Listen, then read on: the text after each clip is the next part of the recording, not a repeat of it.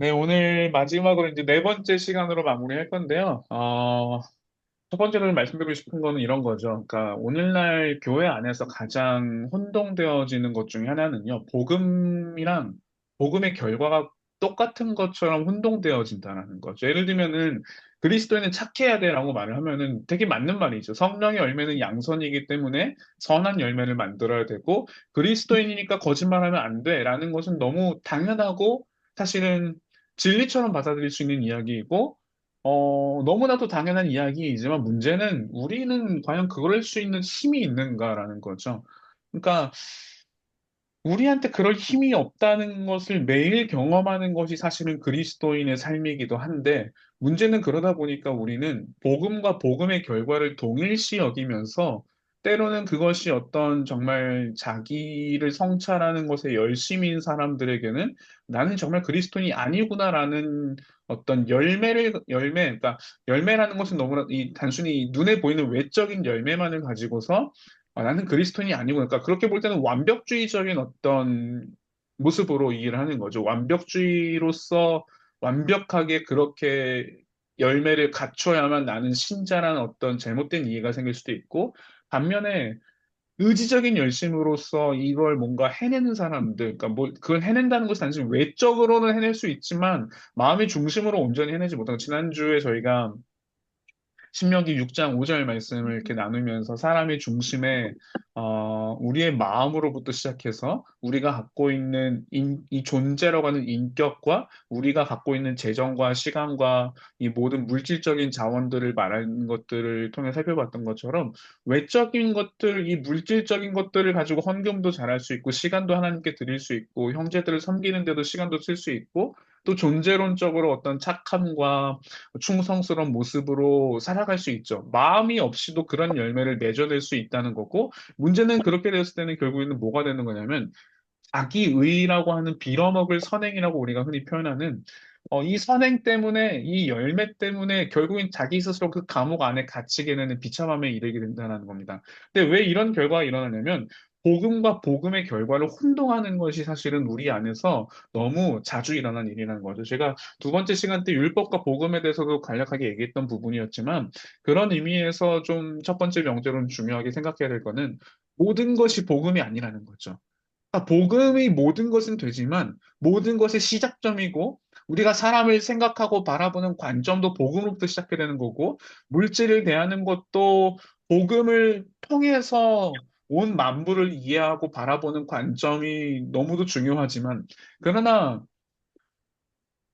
어떤 복음의 결과로 나타나는 것들을 복음으로 여기게 될 때 우리는 끊임없이 문제를 경험할 수밖에 없다라는 거죠. 그래서 율법과 복음을 선명하게 구분하는 것은 너무나도 중요하고 그리고 동시에 복음이 우리 안에 가져오는 결과는 방종이나 율법주의라고 하는 폐단으로 이어지지 않고 복음과 율법이 어떻게 서로를 그 열매를 맺도록 이정하는가에 대한 이 관계를 바르게 아는 게 중요한데 그런 의미에서 복음과 복음의 결과를 구분함에 있어서 모든 것이 복음은 아니라는 겁니다. 제가 두 번째 명단에 써놨는데 복음은 삶을 향한 충고가 아니라 기쁜 소식의 선포이다라고 써놨는데요. 무슨 말이냐면 이런 거죠. 그러니까 앞서 말한 것처럼 복음을 우리가 이해하는 것은 이런 식의 이해가 있는 거죠. 교회 생활하는 사람은 이래야 돼. 그리스도인을 믿기 때문에 당신의 삶은 이렇게 변해야 돼. 라는 정형화된 어떤 삶의 방식, 체계로서 복음을 이해한다라는 거죠. 그러나 삶의 책에 어떤 삶에서 이런 열매를 맺어야 된다라고 하는 모습이라는 것은 복음의 결과인 거지. 복음은 이걸 만들어내는 그 근원지인 거고 그런 의미에서 본다면 우리의 삶에서 맺어지는 열매는 복음이 전해질 때 나타나는 이 반응이라는 거죠. 예를 들면 이런 건데요. 복음이라는 단어가 헬라어로 유앙겔리온이라는 단어를 써요. 뭐 헬라어로 제가 이 말 드린 유앙겔리온이라는 단어가 사실은 무슨 말이냐면은 로마 시대 때는 되게 자주 사용되는 용어였어요. 왜냐면 로마 시대 때 전쟁이 워낙에 많았잖아요. 그러니까 전쟁에 나갔던 한 장군이 전쟁에서 이기고 돌아올 때 이 승전가를 부르고 로마의 시내로 들어와서 이 퍼레이드를 하는 거죠. 그때 이 전쟁이 이겼다라는 소식을 전할 때 그게 복음이었던 거죠. 그러니까 유한계일론이 뭐냐면은 승리의 소식인 거 쉽게 말하면 그러니까 좋은 소식인 거고 그런데 사도 바울이 이제 예수 그리스도의 복음을 이 유한계일론이라는 단어를 차용해서 복음의 선포가 우리 안에 소식으로 들려졌다라는 것을 보여준 건데 이거를 가장 잘 보여주는 예가 뭐냐면요. 어, 1944년 6월 6일에 노르망디 상륙 작전이라고 하는 이제 연합군의 이, 이 노르망디 이 섬의 이 나치를 대적하기 위해서 노르망디 상륙 작전으로 인해서 사실은 전쟁에 완전 기울게 되죠. 연합군의 승리로. 그러니까 독일은 사실은 6월 6일 이후로 거의 패망이 확정된 거였어요. 그러니까 이거를 그러니까 디데이라고 보통 얘기를 하는데 우리가 이 디데이가 이루어짐으로써 1944년 6월에 디데이가 왔고 독일은 완전히 패망할 수밖에 없는 수순으로 이어진 상황들이 됐죠. 그러나 실제 승리는 1945년 5월에 독일이 이제 항복을 선언합니다. 그러니까 이거는 빅토리 데이라고 우리가 VD라고 하는 완전한 승리의 날은 이날 이루어진 거죠. 공식적인 승리는. 그런 의미에서 디데이라고 하는 것들은 이 완전히 이제 독일이 끝났다라고 하는 선포였던 것처럼 이거를 만약에 우리의 십자가와 그리스도의 복음으로 연결을 할 때에는 디데이는 그리스도께서 이 땅에 오셔서 십자가에서 죽으셨고 부활하심으로써 우리에게 복음을 선포하신 겁니다.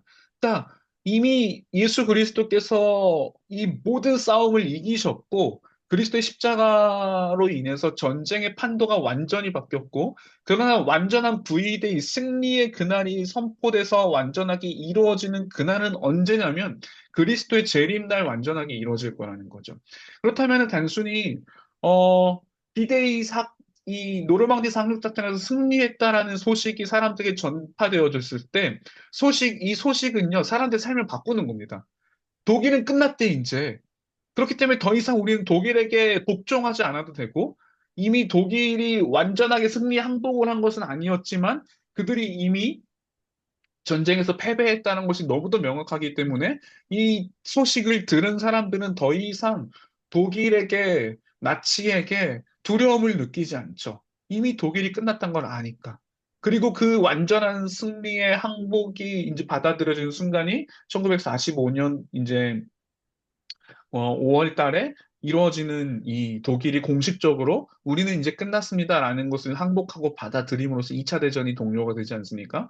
그것처럼 우리 이 D-Day의 승리가 완전하게 결정적 승리가 이루어졌고 여전히 지금의 삶에서 우리 안에 전쟁이 존재하고 있죠. 그러나 이 전쟁이 존재하는 삶 가운데서 우리는 더 이상 두려움을 느끼지 않는 것은 그리스도께서 이미 이루셨고 그분이 승리하셨다라고 하는 그 분명한 소식을 알고 있기 때문에 이 복음의 소식을 듣는 우리는 변화된 삶을 살아갈 수밖에 없는 거죠. 그렇기 때문에 단순히 우리가 이렇게 살아야 된다라는 어떤 삶의 시스템과 체계가 우리의 인생을 변화시키는 게 아니라 복음이 선포되어질 때 이미 그리스도께서 승리하셨다라는 그 분명한 소식, 그리스도께서 이미 모든 것을 이루셨다라는 이 소식을 우리가 알 때, 이 유한계일론이라고 하는 복된 소식이 우리 삶에 들려지고 선포되어질 때, 우리는 그로부터 더 이상 사단의 권세 아래 복종하지 않아도 되고 두려워하지 않을 분명한 이유를 갖고 변화된 삶의 열매로 살아갈 수 있게 되는 거죠. 그렇기 때문에 단순히 복음은 어떤 우리의 삶에 일반적으로 이루어지는 체계 같은 것들이 아니라 복음은 그리스도께서 이루신 그 삶의 모든 그리스도께서 이루신 승리로 인해서 우리 삶에 그 소식이 전파되어졌고 그 복음은 우리의 삶에 열매를 맺어내는 힘이 있다는 겁니다. 이것이 굉장히 중요한 원리인 거죠. 그렇기 때문에 복음을 뭐라고 정의할 수 있냐면 제가 세 번째로 적어놨지만 복음은 하나님과 우리의 관계를 바로잡기 위해서 그리스도께서 무엇을 이루셨는가에 대한 소식이라는 겁니다. 단순히 복음은 이렇게 사는 게 복음이야. 예수를 믿기 때문에 당신은 담배를 끊어야 돼요. 예수를 믿기 때문에 당신은 술을 마시면 안 돼요. 라는 어떤 한국 사회 사건의 종교적인 문화나 열심이 아니라 복음은 그리스도께서 날 위해 무슨 일을 하셨는가? 그분이 십자가에서 나를 대신해 죽으셨고 내가 이룰 수 없는 율법을 온전히 이루심으로 대신 사셨고 그로 이루신 의를 우리에게 전가해 주었다. 그 사실을 우리가 온전히 듣고 이 복음의 선언을 들을 때 이 선포는 우리의 인생을 변화되도록 이끄는 것이고 그렇기 때문에 우리의 삶에서 이루어지는 모든 사역들은 복음이 기초가 되는 거고 복음이 우리의 마음을 일으키는 것이고 그렇기 때문에 삶의 모든 그 열매는 복음의 결과로서 나타나는 것들인 거지. 그렇게 살기 때문에 그것이 복음은 아니라는 거죠.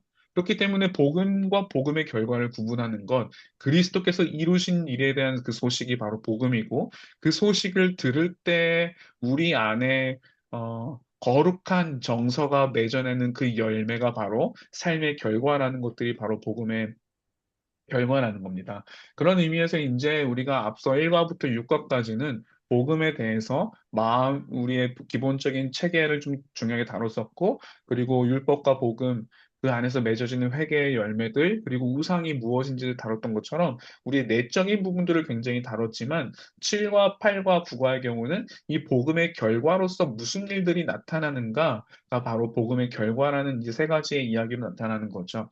그래서 앞서 1과부터 6과까지 있어서 복음에 대한 이해가 잘 정리되지 않는다면 사실은 7, 8, 9과에서 말하는 열매들을 그리스도이니까 선교해야 됩니다. 우리는 그리스도이니까 용서해야 됩니다. 그리스도인이기 때문에 갈등이 생기면 먼저 이 갈등을 해결하는 사람으로 살아가야 됩니다라는 단순히 삶의 어떤 이런 열매로 맺어지는 명제가 아니라 복음이 우리 안에 무슨 일을 했는지를 온전하게 알 때에만 선교가 이루어지고 용서를 할 수 있고 갈등의 문제를 어떻게 풀어갈 수 있는가를 본다라는 겁니다. 그래서 7과의 내용인 선교를 먼저 간단히 보면은요. 중요한 것은 이제 갈라디아서 5장 13절에서 말한 것처럼 사도 바울이 말하기를 우리가 복음으로 얻은 이 자유는 개인의 즐거움과 개인이 내가 원하는 걸 할 수 있다라는 그런 자유가 아니라 종노릇하도록 부름받은 자유라는 거죠. 그러니까 사랑으로 종노릇하도록 부름받았다는 게 이제 바울의 표현인 건데요. 그런 의미에서 복음은 결코 나 자신의 자유를 위한 것으로 국한되지 않는다는 거죠. 그러니까 우리가 나중에 이제 복음 중심 공동체에서도 보겠지만 복음은 언제나 개인 한 사람의 이야기로만 끝날 수도 없는 것이고 예를 들면 앞서 말했던 것처럼 전쟁이 끝났다는 이 소식을 들었을 때 이제 전쟁이 끝났으니까 나치의 어떤 강화발이 있지 않으니까 나는 이제 내가 하고 싶은 걸 다 할 수 있는 자유를 얻었구나로 끝나는 게 아니라 이 전쟁의 끝이 개인적인 것으로 끝나지 않고 모든 시스템과 만물, 이 국가 체제와 이 모든 걸 바꾸는 것처럼 복음은 우리 안에서 내 개인의 즐거움과 기쁨으로 끝나는 게 아니라 하나님 나라에 속한 백성으로 우리의 국적이 더 이상 이 땅의 세속적인 죄의 통치가 아니라 하나님의 나라에 속하게 된 하나님의 통치 아래 거하게 된 백성으로 살아가기 때문에 하나님 나라의 백성으로서, 하나님 나라의 시민으로서, 하나님 나라에 속한 백성들과 어떻게 살아가는가의 모든 것에 영향을 미친다는 겁니다. 그렇기 때문에 복음은 반드시 이 복음이 가져온 은혜는 우리 안에 갇히지 않고 우리로부터 흘러 넘쳐서 반드시 열매를 맺도록 하고 하나님 나라의 백성으로서 살아가도록 하는 것이고 그 열매로 나타나는 것 중에 하나가 바로 선교라는 겁니다. 그래서 저희 복음 중심 삶에 있는 그림, 7과에 있는 그림인데 굉장히 중요한 원리를 잘 보여주는 거죠. 중간에 하나님의 은혜라고 하는 이제 큰 그림이 있는 것처럼 우리가 일과에서 봤던 것처럼 하나님이 누구신가, 하나님의 거룩하심을 인지하게 될 때 자연스레 나는 누구인가, 내가 가지고 있던 정체성의 토대들이 결코 내 정체성을 뒷받침해 줄 수 없었다는 걸 알게 되고 우리의 죄가 얼마나 비참한지를 인지하게 되죠. 그리고 우리가 봤던 것처럼 자기중심적인 회개가 아니라 우리의 이런 죄가 하나님의 마음을 아프게 했고 하나님께 죄를 지었다는 분명한 사실을 인정하면서 나 중심적인 어떤 이 상황에서 벗어나기 위한 회개가 아니라 올바른 참된 회개를 하고 그리고 우리의 우상을 떨쳐버리고 하나님만이 우리의 온전한 믿음의 대상이시라는 이 믿음을 가질 때 우리는 자연스레 기쁨을 경험하게 되는 거죠. 나 같은 존재가 하나님께 환대를 받다니. 그러니까 지난주 저희가 설교 말씀 들었던 것처럼 사도행전 28장에서 이 멜리데 사람들의 환대, 사실은 한편으로는 이 환대의 시작점은 하나님 자신이죠. 하나님께서 우리를 환대할 이유도 없고, 하나님께로부터 환대를 받을 만한 존재도 아니고, 하나님 에베소서 2장에 말하는 진노의 자녀이고 하나님으로부터 모든 진노를 다 받아야 되는 존재인 우리가 그리스도께서 하나님의 진노를 감당하심으로써 하나님께 그 에덴이 아닌 더 나은 에덴이라고 말하시면서 거룩한 성 새 예루살렘의 백성으로 하나님 나라의 백성으로 우리가 환대를 받게 되지 않았습니까? 이 환대를 받은 사실을 아는 사람들만이 다른 사람에게 이 온전한 환대를 베풀 수 있다라는 거죠. 그것처럼 이 기쁨, 하나님께서 나를 환대하셨다는 그 기쁨을 아는 사람은요, 이 기쁨을 경험하면서 하나님의 은혜가 얼마나 큰지를 경험하게 되고, 이 사람은 단순히, 아, 하나님께서 나를 이렇게 환대해 주셨구나. 나는 이렇게 너무 행복하고 하나님 나라의 백성이야. 나는 그게 너무 즐거워서 그저 나만을 위해서, 아, 나 매일 파티해야 되니까 집에서 매일 나 혼자 즐겁게 살고 매일 여행 가고 이렇게 살 거야 라는 게 아니라 다른 사람들에게 어떻게 그 환대를 베풀 수 있는가를 찾는 거죠. 하나님이 나를 이렇게 사랑해 주셨는데 나는 어떻게 다른 사람들을 사랑할 수 있을까? 다른 사람들을 환대할 수 있을까? 그들을 섬길 수 있을까에 대한 기회를 발견하죠. 그러나 그 기회를 발견한다고 해서 우리가 온전하게 그렇게 환대하고 기쁨으로 모든 걸 감당할 수 없는 우리 자신을 발견하죠. 그럼에도 불구하고, 아, 이런 나 같은 존재를 환대하신 그리스도의 그 은혜를 다시 한번 온전히 누릴 때 우리는 내 본성적인 의지를에 대해서는 죽고 하나님께서 나를 환대하신 그 은혜를 알기 때문에 믿음으로 형제를 섬기고 사랑하고 그런 가운데서 우리는 받는 기쁨을 넘어서 주는 것이 진짜 기쁨이라는 사실을 경험하게 되어지고 이 하나님께서 우리에게 베푸신 그 열매를 경험한 기쁨으로써 하나님의 은혜의 선순환이라고 하는 내적인 이 즐거움이 반드시 외적인 열매로 이어지는 이 즐거움의 선순환이 우리 안에 계속해서 일어나는 것이 사실은 온전한 인간의 상태인 것이죠. 그러나 우리가 때로는 이 은혜를 잊어버리게 될 때 바울이 말한 것처럼 우리 자신의 즐거움만을 위해 수고하는 방종의 자리로 갈 수 있고, 때로는 나의 의로움을 통해서 우리의 율법적인 모습들을 통해서 이루어지는 자기 의로의 열매로 갈 수 있다라는 거죠.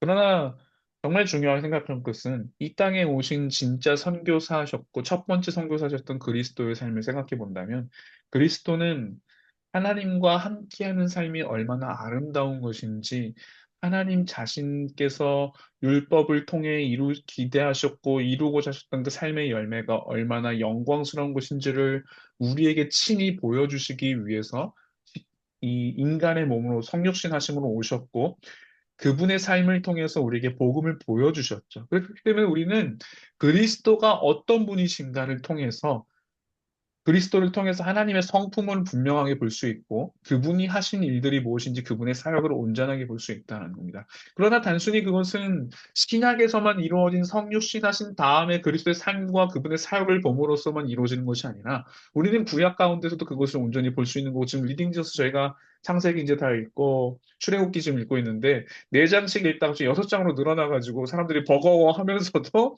여섯 장 충분히 또 읽고 아, 이 분량이 많아지니까 나눔도 점점 길어지면서 아, 분량과 나눔이 비례하는 놀라운 신비한 역사를 지금 이렇게 청장년들 방에서 보고 있는데 단순히 구약에서는 그럼 그리스도의 사역과 성품을 볼 수 없느냐? 아니죠. 우리는 구약에서 이미 그리스도의 예표된 존재들을 통해서 하나님께서 어떻게 우리를 구원하시기에 무슨 일을 하셨는가? 모세를 보면서도 어제 출애굽기 1장부터 6장에서 정말 놀라울 정도로 모세가 이렇게까지 하나님을 끝까지 거부하잖아요.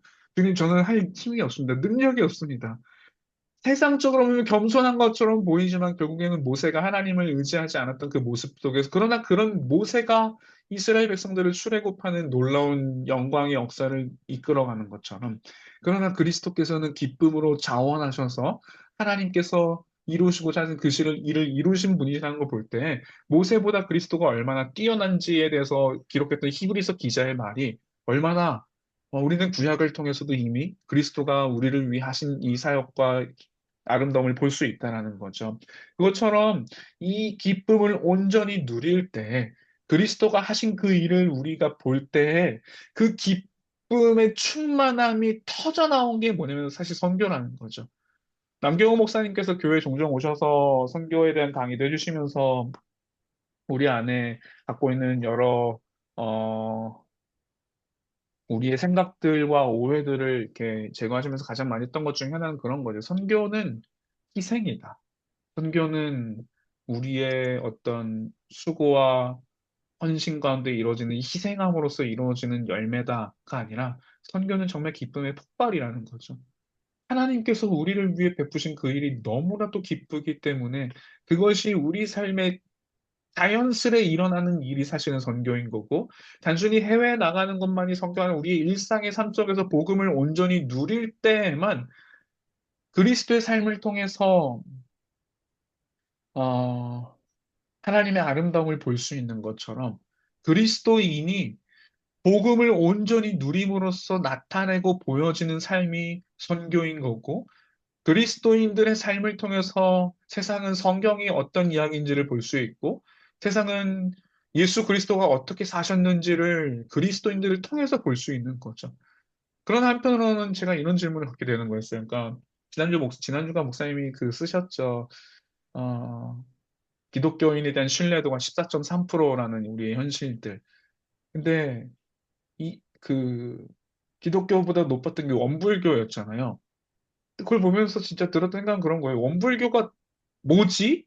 아무것도 모르겠어, 사실. 그냥 불교라는 큰 틀은 알겠지만, 원불교는 대체 무슨 종파고 불교의 어떤 종파이지? 아무것도 모르겠거든요. 근데 사람들이 기독교는 다 알아요.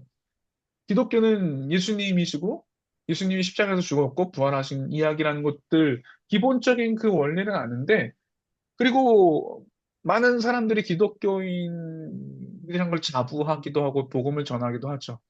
근데 제가 그러면서 느꼈던 것 중에 하나는 이런 거죠. 우리가 너무 열심히 소리치는 게 오히려 반감이 되니까 열심히 소리치는 복음을 전하는 게 반감을 일으키는 게 아니라 아무것도 안 해도 18%는 가는 거잖아요. 이거 원불교처럼. 그냥 원불교는 그들 입장에서 아무것도 안 한 건 아니겠지만 사람들이 몰라도 신뢰하는 게 18% 되는데 나는 그리스도인이야. 하나님이 내 인생을 축복해 주셨어라고 그렇게 자랑했고 복음이 아닌 잘못된 복음을 자랑하는 기독교인들의 결과가 아무것도 안 하면 중간은 간다라는 것보다는 낮은 퍼센테이지를 가져온 거잖아요. 참 슬픈 거죠. 그럼 우리는 복음이 능력이 없어서가 아니라 우리는 정말 그리스도를 보여주지 못했던 이유는 진짜 복음이 뭔지를 몰라서였던 것이지 않을까. 그게 한국교회 현실이지 않을까라는 생각들을 해보게 되는 건데요. 음, 어, 예를 들면 이런 거죠. 정말 복음에 대해서 기독교가 말하는 교리에 대해서 열심히 말할 수 있죠. 성육신에 대해서 말할 수 있고요. 근데 그것보다도 사람들에게 정말 복음이 뭔지를 선명하게 더 영광스럽게 보여주는 거는요. 정말 힘든 사람을 어떻게 섬기고 돕는가. 예를 들면 단순히 그냥 어느 누구도 섬기고 싶어 하지 않는 사람들에게 어떻게 다가가는가. 예를 들면 세상에서도 환대받지 못하는 친구들, 어, 몇 년 전에 교회에서 이렇게 먼저 하늘나라로 간 청년 중에 연원이라는 친구가 있어. 그 친구가 사실 어떻게 교회에 왔는지 미스터리할 정도로 어, 장성에서 순창에서 매주 버스를 타고 교회를 와요. 근데 1등으로 교회를 와요, 항상 이 친구는. 1등으로 오는데, 그러니까 좀 장애가 있던 친구였음에도 불구하고 사실 그러다 보니까 세상에서 이런 친구를 환대해 주지 않죠. 근데 교회에서 있으면 정말 고마운 건 청년부들한테 고마웠던 거는요. 아무도 이 친구를 뭐라 하지 않아요. 맨날 오빠, 형 부르면서 때로는 혼내기도 하죠. 형한테 오빠 그러면 안 돼요 하면서 혼내기도 하지만 연원이는 교회 오는 게 너무 즐거웠던 거예요. 근데 안 믿는 사람이 교회에 와서 복음을 볼 때, 야, 어떻게 저런 친구랑 그렇게 어울릴 수 있어? 그 자체가 복음을 보여주는 가장 영광스러운 통로이고 빠른 방법인 거죠. 나는 저런 사람이랑 교제할 수 없을 것 같은데 그리스도인들은 그런 사람을 환대하고 기쁨으로 받아주는 거죠. 정말 제가 예를 들면 대학생 때 정말 감사했던 거는요. 대학생 때 저 같은 경우 광주에서 가난하기도 했고 집이 없어서 그러니까 고시원비를 내야 되는데 그러니까 참 쉽지 않은 상황들이 좀 있었어. 근데 그걸 교회 형들이 알고 어 교회 부부였어. 신혼 부부였고 신안 둘 다 교사 초등학교 교사인데 그러니까 매주 신안으로 내려가서 교사 근무를 하는 분들이었어서 주중에는 신혼집인데 비어 있었어요. 광주에 있는 집이. 그래서 형이랑 누나가 이제 저랑 당시 일본에서 왔던 복음을 믿고 이렇게 왔던 저희가 선교의 열매 중에 한 야마모토 노부이토라는 친구랑 둘이 우리는 어차피 주중에는 집 비우니까 너희 들어와서 방 한 칸씩 써라. 관리비도 다 내주시고 그렇게 한 2년을 형네 집에서 살았죠. 대학생 때. 그러면서 너무 감사한 거는 정말 방학 때 사실은 신혼집인데 제가 어떻게 여기 맨날 붙어 있어요. 근데 2년을 그렇게 진짜 같이 쓰고 토요일, 일요일에는 맨날 교회 가서 같이 자고 근데 그 형이랑 누나가 항상 했던 말은 그거였어요. 정말 너무 감사하고 뭐라도 이렇게 선물을 하고 싶으면 동생아 나중에 네가 뭔가 할 수 있는 여유가 생겼을 때 다른 친구도 그렇게 섬겨줘. 그러니까 평생 잊을 수 없는 진짜 환대였고 도움이었고 근데 이 이야기를 다른 사람들한테 하면은 세상에 어떤 사람들이 이런 일을 하겠어요. 근데 복음을 말로 전하는 그 어떤 것보다도 교리적인 어떤 논리를 전하는 것보다도 더 놀라운 복음이 전해진 통로는 어떻게 이 사람들이 이렇게 살 수 있지라는 거죠. 이걸 볼 때 사람들은 의아해한다라는 거죠. 그런 의미에서 우리의 삶이 진짜 이 복음 안에서 지난주에 설교 들었다면 환대하는 자로 살아가는 것.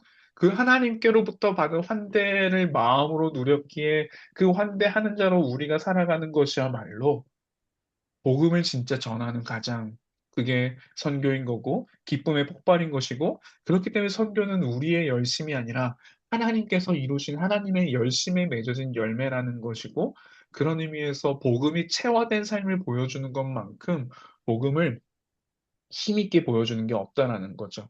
그런 의미에서 선교는 정말로 하나님께서 우리를 어떻게 대하셨는가를 온전히 아는 그 기쁨의 폭발이라는 게 바로 선교라는 점으로 좀 중요하게 좀 이해했으면 좋겠다는 생각이 들고요.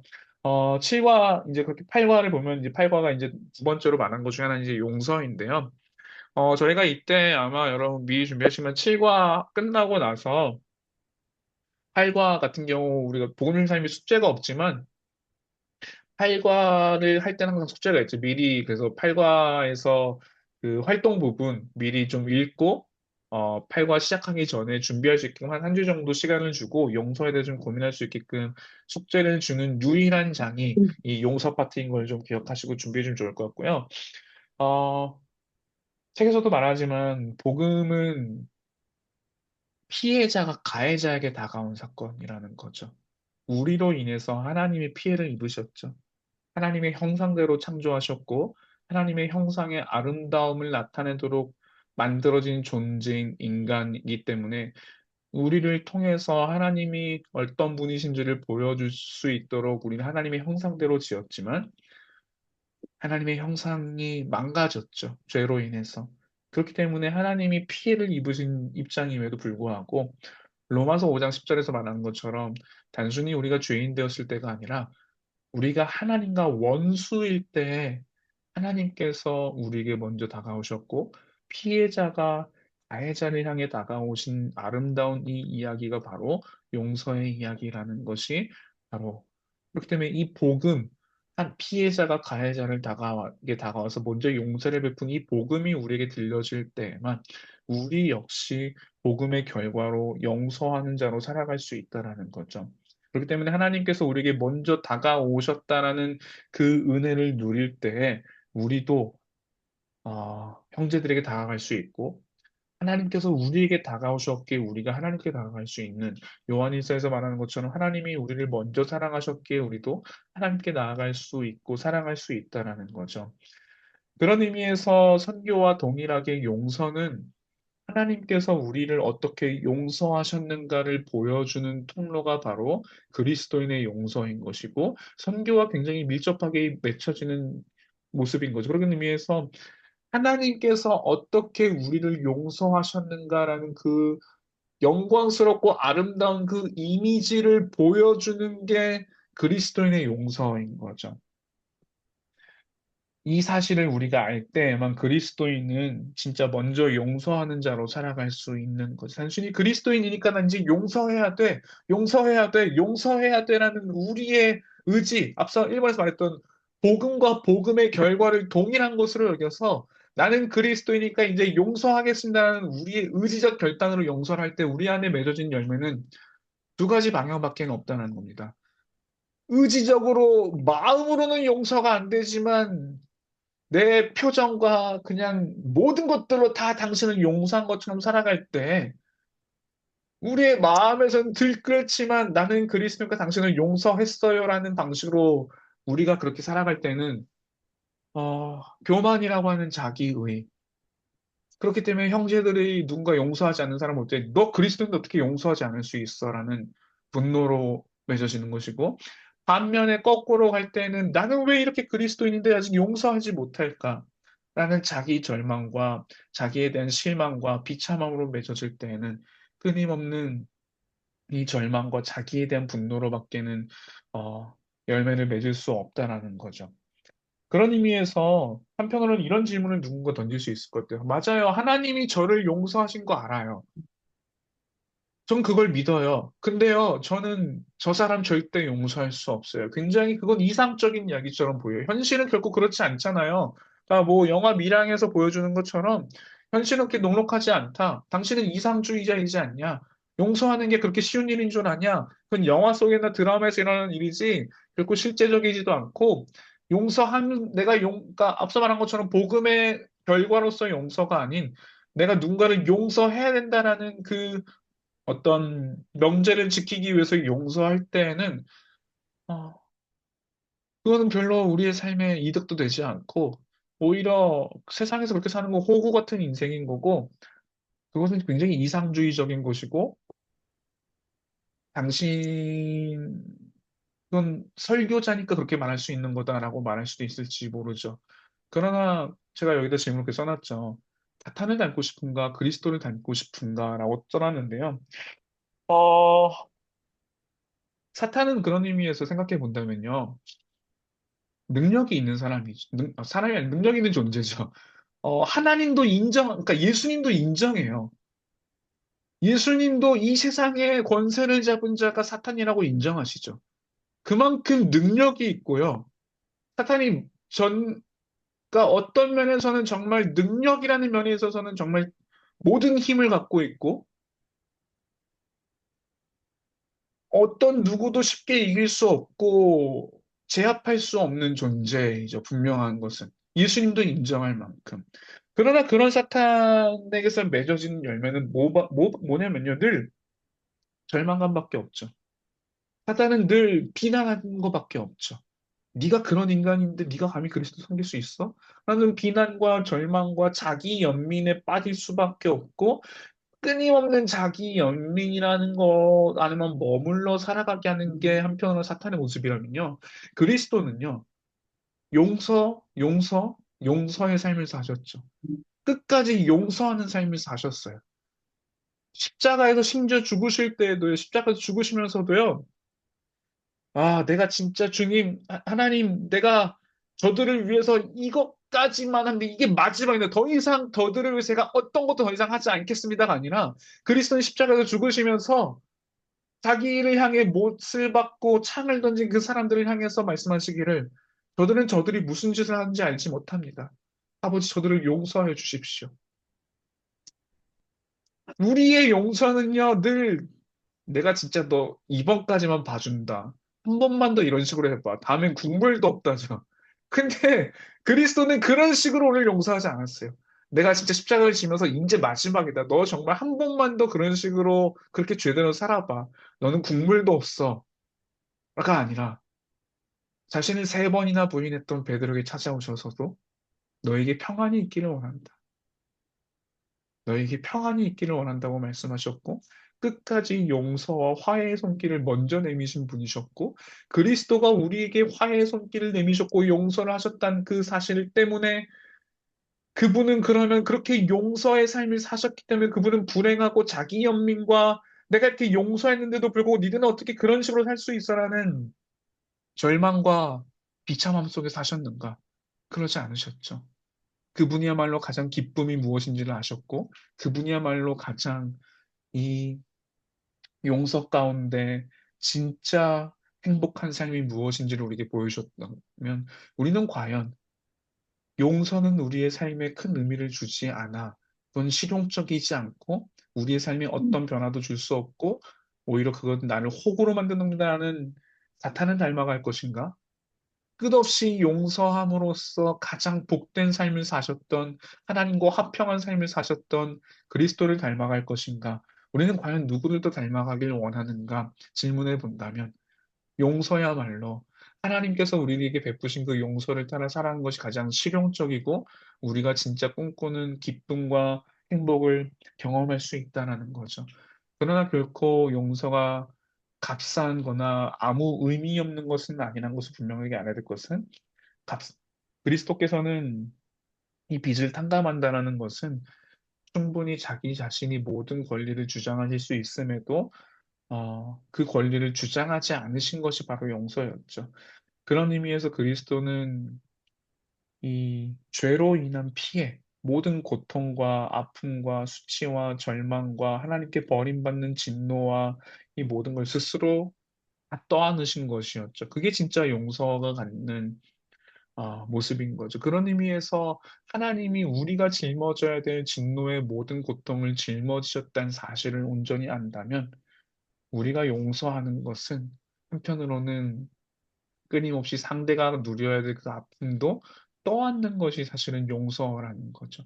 그러나 그 용서를 떠안는다는 것이 단순히 우리에게 고통과 절망이 아니라 하나님께서 1만 달란트의 빚을 탕감해 주신 것처럼 우리를 향해서 우리를 용서하시기 위해 그분이 얼마나 큰 고통과 수치와 조롱을 당하시고 비참함을 경험하시고 지옥의 고통을 경험하셨는가를 우리가 안다면 우리는 상대의 고통과 수치를 대신 끌어안는 것이 결코 비교와도 할 수 없는 것이라는 것이고 이 하나님께로부터 같은 은혜만이 우리가 친히 이 용서를 갈 수 있도록 하는 힘이라는 것을 음, 어, 중요하게 생각할 수 있죠. 예를 들면은 그런 의미에서 용서는 한편으로 정의를 포함하는 것이죠, 언제나.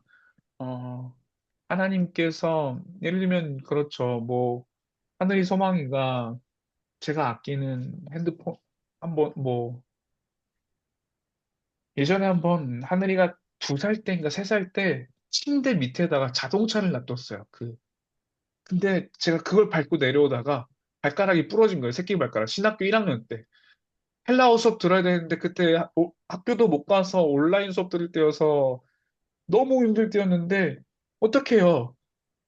제가 발가락 부러졌으니까 너 이리 와. 너도 똑같이 고통을 경험해가가 아니라 이 모든 고통을 끌어안고 내가 고통을 끌어안음으로써 얘가 이 일을 한 것 때문에 아빠한테 나올 때 아빠 제가 자동차를 거기에 둬가지고 아빠가 그렇게 다쳤군요 하면서 저도 저를 고통스럽게 하겠습니다. 똑같은 벌을 받습니다. 그게 용서가 아니라 제가 이 고통을 다 끌어안고 감수하는 것으로서 얘를 용서하는 거잖아요.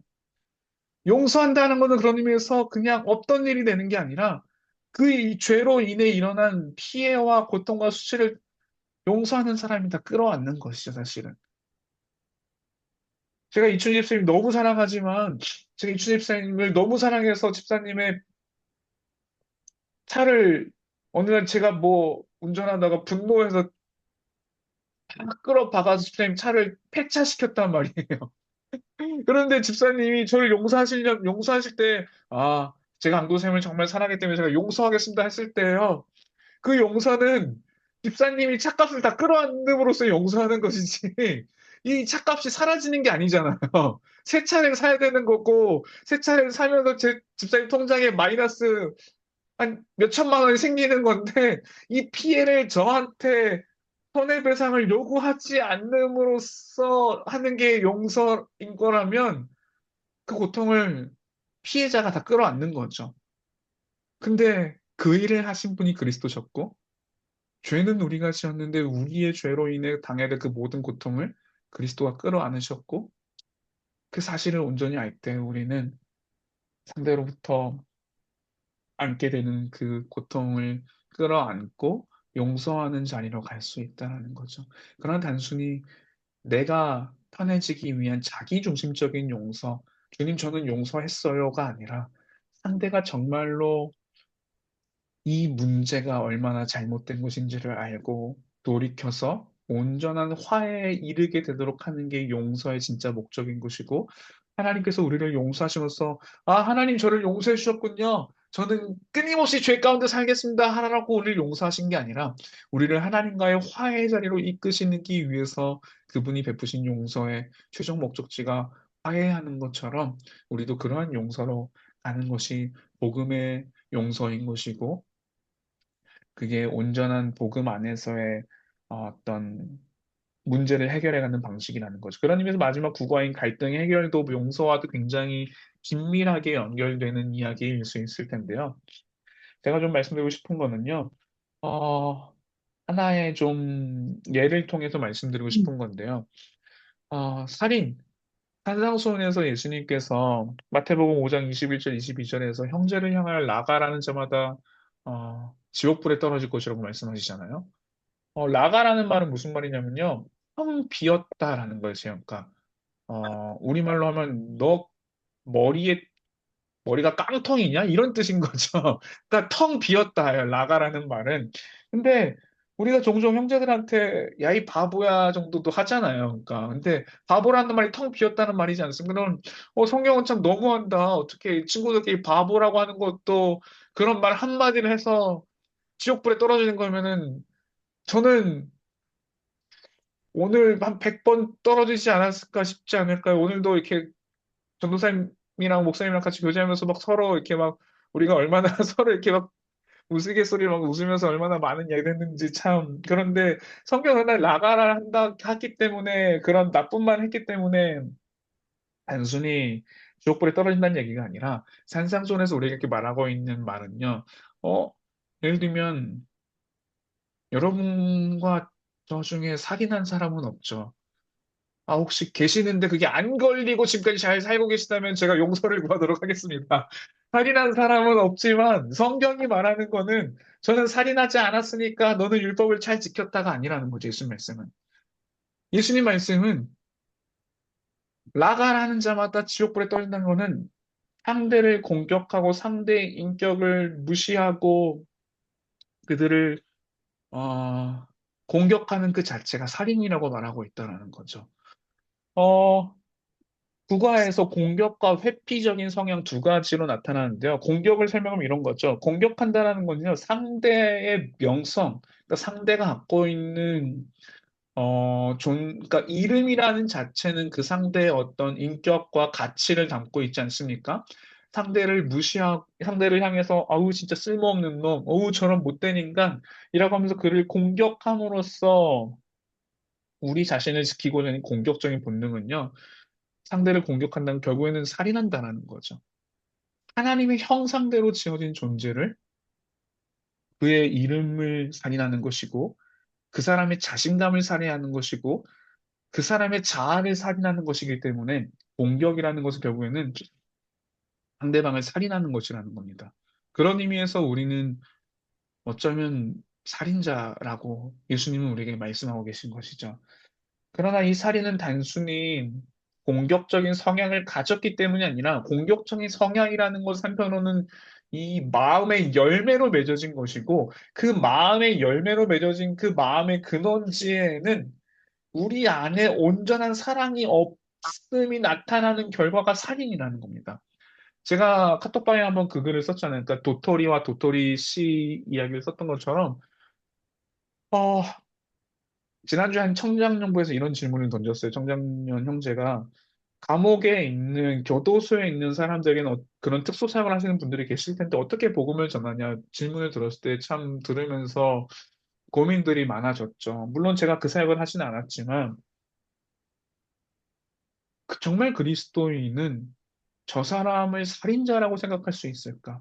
넌 살인자고 난 살인자가 아니야라고 생각할 수 있을까? 그러나 어떤 의미에서 도토리 씨는 상수리 나무로 자랄 수 있는 그 모든 힘을 가지고 있는 거죠.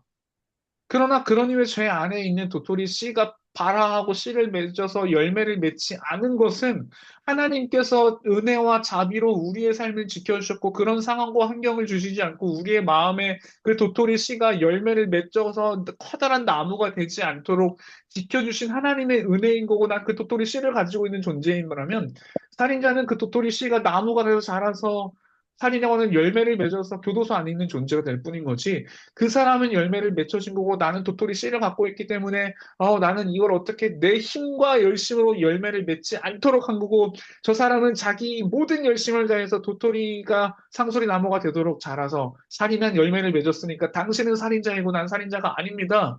라고 말할 수가 없죠.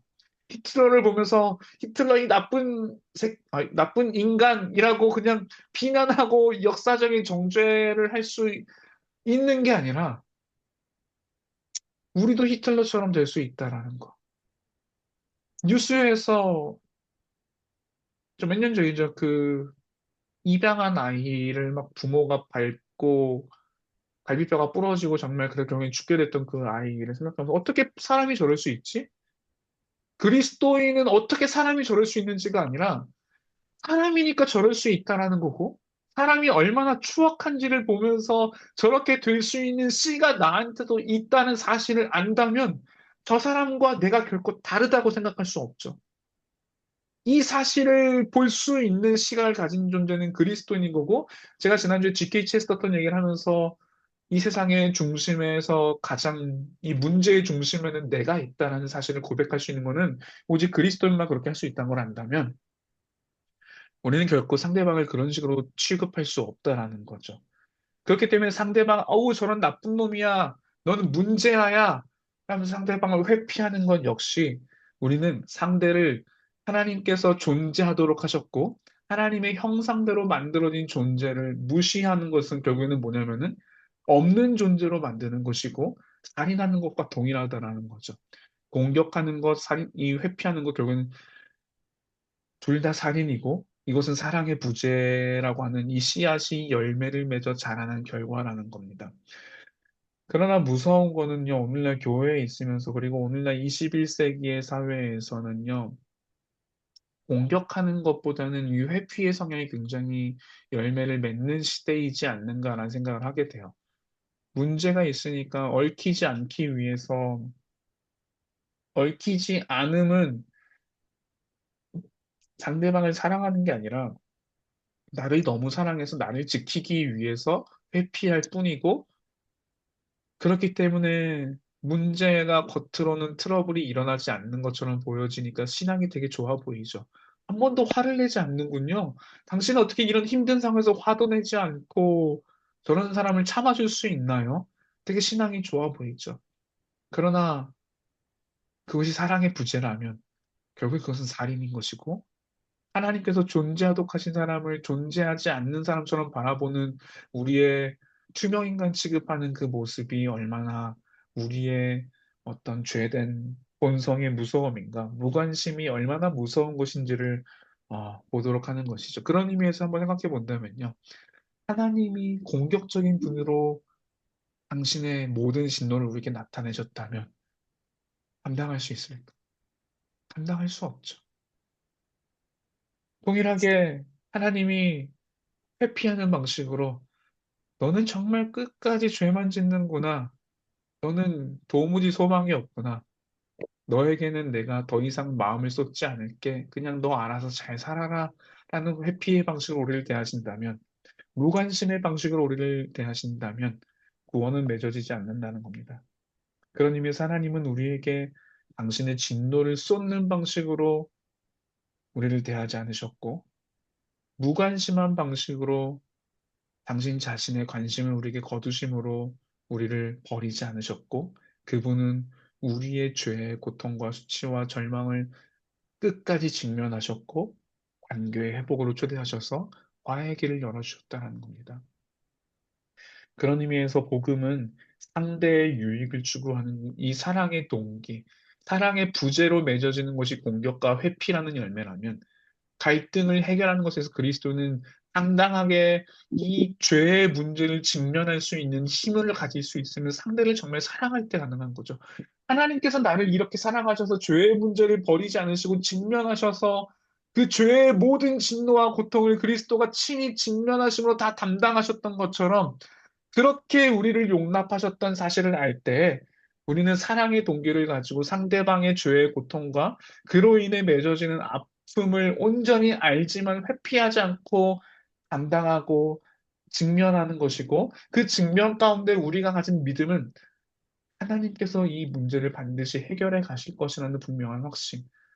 지금 당장은 알 수 없지만 이 사람이 지금 당장 회개할지 이 문제를 해결할지는 모르지만 하나님께서 하나님의 때에 반드시 그리스도의 장성한 분량에 이르도록 이 문제를 해결해 갈 것이라는 그 분명한 확신 속에서 우리의 방법은 진노나 공격이나 회피 같은 게 아니라 은혜와 진리를 기반으로 우리는 지금 당장 그 일을 할 수 있는 거죠. 심지어 그런 의미에서 아까도 말한 것처럼 용서해서 말한 것처럼 아니요, 이 문제는 99%저 사람이 잘못한 건데 제가 왜 이 문제를 직면하고 그 10% 고통은 제가 당해야 됩니까? 라고 말할 수 있죠. 그러나 하나님과 우리 관계에서는 1대 99가 아니고 100대 빵이죠.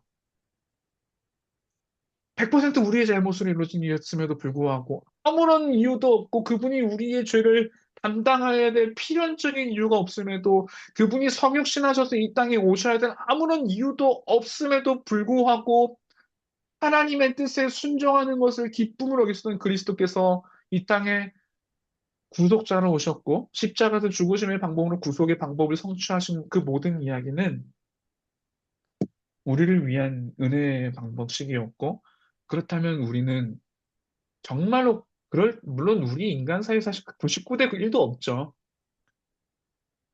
언제나 우리의 연약함들이 함께 있지만 우리가 심지어 그런 해도 10개 중에 1개를 잘못했다 할지라도요. 우리는 상대에게 그러면 용서를 구할 수 있죠. 이 1개를 내가 잘못한 것에 대해서 객관적으로 인정하고 네가 9개 잘못했으니까 네가 나한테 용서를 구하니까 난 아무것도 너한테 하지 않을까가 아니라 먼저 다가가서 내가 당신에게 이런 아픔을 줬습니다. 미안해요.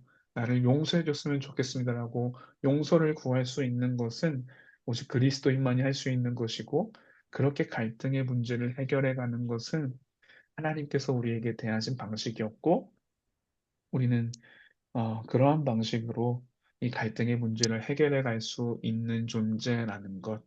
그것이 바로 그리스도의 삶이고, 이 그리스도의 삶의 모든 이야기의 시작은 하나님께서 우리를 어떻게 대하셨는지를 아는 것.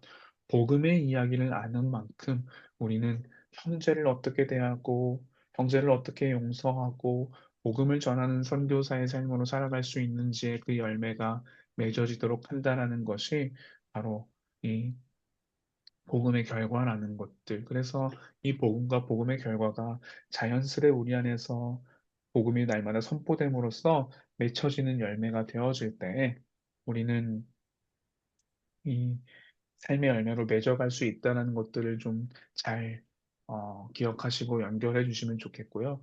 마지막으로 한 가지 좀 나누고 싶은 건 이런 얘기인 것 같아요. 최근에 이렇게 한 설교 들으면서 정말 좋은 비유였어서 한번 설교 때 이렇게 나누려고 했던 건데 그런 거죠. 하나님이시니까 우리는 그런 생각이 들어요. 죄가 얼마나 무서운지 사실 잘 통감이 안 될 때가 많잖아요. 어, 내가 예를 들면 한 개 잘못한 게 뭐가 그렇게 잘못한 거야? 당신이 더 잘못했잖아는 식의 우리 안에 논리들이 있지만 한편으로 하나님과의 관계에서는 맞아요. 하나님 제가 잘못했어요. 하나님 저 때문에 주님이 고통당하셨어라는 것은 이해한다면서도 사람과의 관계에선 그게 잘 안 돼요. 저 사람이 잘못한 건데 제가 왜 그렇게 해야 되라는 억울함을 가진다라는 거 사실은 한편으로는 하나님이 어떤 고통을 당하셨는지를 모르는 이야기인 거죠. 그냥 예를 들면 그런 거죠. 교회에서도 이런 표현들 되게 많이 들어요. 그거는 전도사님이니까 당신은 목사니까 그렇게 살 수 있는 거잖아요. 라는 이해들을 듣때 사실은 그런 참 같은 생각을 하게 되는 건데요. 하나님이니까 죄를 담당할 수 있는 거잖아요. 사실은 그 말이 얼마나 헛된 말인지 한번 생각해 보면요. 어, 하늘이 소망이는요, 저한테 까불다가도요, 제가 혼내면은 애들은 혼내지 않아도 소망이는 혼날 것 같으면은 벌써 울기 시작해요, 일부러. 그러니까 아빠가 혼내겠다면은 벌써 울기 시작하면서 이 불쌍한 척을 하거든요. 하늘이도 무슨 말을 하려고 하면 한 1초, 2초 만에 눈물을 뚝뚝 떨어뜨리면서 그러니까 사실은 제가 얼마나 무서운 사람인지를 경험하기 전에 이미 그냥 한 이 10%, 20%만으로 제 마음을 녹여버리죠. 그 사실은 하늘이 소망 입장에서는 제가 진짜 얼마나 무서운 사람인지 모르죠. 예를 들면 근데 이 제 진짜 무서움을 진짜 아는 사람은 누구냐면요. 같이 사는 조민정 간사님이죠. 피 터지게 싸우면서 제 온 힘을 다해 싸운 모습을 와이프는 알지 않습니까? 저 역시 와이프가 분노하고 진노하면 얼마나 이 참하고 여러분 절대 안 믿기시겠지만 이렇게 참하고 여리고 툭 건드면 쓰러질 것 같은 그분이 갑자기 들어오셨네요. 성육신 하셨어요. 밖에서 들으셨나 봐요. 올 때 그분이 얼마나 우선인지 저는 알죠. 이거는요, 제 온 힘을 다해서 상대방과 싸워봤기 때문에 상대방도 제 온 힘을 다한 그 진노가 얼마나 나쁘고 무서운지를 아는 사람은 제 아내밖에 없죠. 이것처럼요, 예를 들면요, 마동석이랑 싸우면요, 한 대 맞고 쓰러지겠죠. 그러니까 전 마동석이 얼마나 무서운지 몰라요. 근데 마동석이 얼마나 무서운지 아는 사람은요, 마동석이랑 끝까지 피 터지게 싸워서 마지막 한 대를 때려서 이긴 그 사람은 마동석이 얼마나 센지를 알죠. 그런 의미에서 우리는요, 사탄과 죄가 얼마나 무서운지 모르죠. 쉽게 넘어지잖아요. 그냥 굴복하잖아요. 그러나 그리스도는요, 정말 죽기까지 싸우셨고, 마지막까지 그 사탄과 싸우셨고, 사탄이 스스로가 내가 이제 이겼다라고 할 만큼 그 처절한 싸움에서 그리스도의 죽음의 열매를 이기심으로써 그분은 사탄의 모든 그 고통, 사탄이 할 수 있는 모든 최악의 어떤 고통을 다 주었고 그 하나님의 진노를 하나님이 얼마나 무서우신 분이신지 그 하나님의 진노를 그리스도가 다 감당하셨기 때문에 그 지옥의 고통을 경험하셨기에 우리가 구원을 얻지 않았습니까?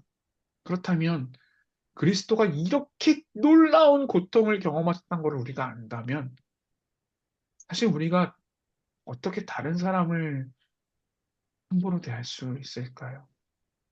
우리가 사실은 진짜 하나님께 제가 용서받은 건 알아요.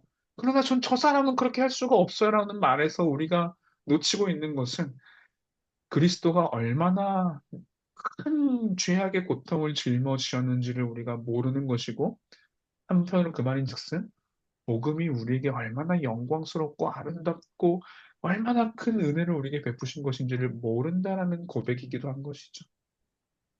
오직 그리스도만이 하나님의 진노가 얼마나 무서운지를 온전히 아시는 한 분이셨고 사탄이 얼마나 고통스럽게 이 죄의 결과로 가져온 죽음이 얼마나 고통스러운 것인지를 온전하고 유일하게 아시는 한 분은 그리스도뿐이신 걸 안다면 우리가 감히 그 은혜가 얼마나 큰 것인지를 안다면 우리는 상대방을 향해서도 기꺼이 용서를 먼저 구할 수 있는 마태복음 5장에서 제물을 드리다가 네 형제에게 원망을 들을 만한 걸 생각난다면 예배를 멈춰라. 그리고 형제를 먼저 가서 용서하고 와라. 이것이 우리 안에 할 수 없는 일이 아니라 이 일을 할 수 있음은 그리스도께서 우리에게 그렇게 먼저 하셨다는 사실, 그리스도가 그렇게 큰 고통을 당하셨다는 사실을 우리가 안다면 우리는 기꺼이 형제들에게 그렇게 다가갈 수 있을 거라는 사실이고, 그런 의미에서 죄가 얼마나 무섭고 고통스러운 것인지는 우리는 사실 온전히 모르고 오로지 그리스도만이 알고 계신다라는 것. 그 그리스도께서 모든 고통을 짊어지셨기에 우리는 이 복음을 누리고 복음의 결과를 살 수 있다라는 것들을 여러분 꼭 기억하셨으면 좋겠습니다. 이렇게 해서 4강 좀 마무리하도록 하겠습니다.